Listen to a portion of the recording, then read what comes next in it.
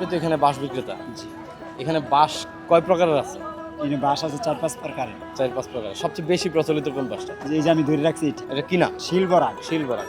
বরাক বাঁশের মধ্যে আরেকটা আছে মাহাল বাঁশ বলা হয়। মাল বাঁশ বলা হয়, নুল্লা বরাক বলা হয়, দেহ বরাক বলা হয়, একটা আর কি আমরা বিক্রি করি এই তার মধ্যে বরাক বাঁশটা হচ্ছে সবচেয়ে বেশি দামি বাঁশ। জি। তার মানে অনেকে তো আবার দেখা গেছে বরাক বাঁশ বলে মাহাল বাঁশ দিয়ে দেয়। হ্যাঁ নেয়, আমরাও দিই। আপনারা দেন। কি করবো, দামে না বললে তো খারাপ বালায় মিসকার করে দিতে হয়।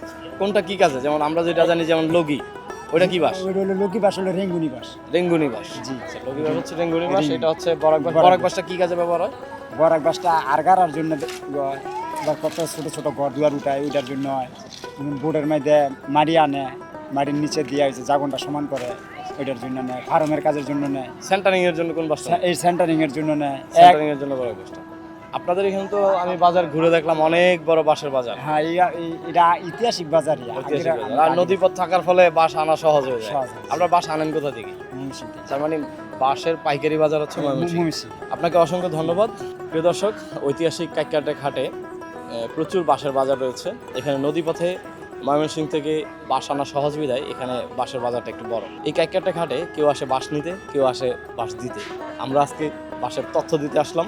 এই ধরনের বাঁশের তথ্য পেতে আমাদের সাথে থাকুন। অসংখ্য ধন্যবাদ।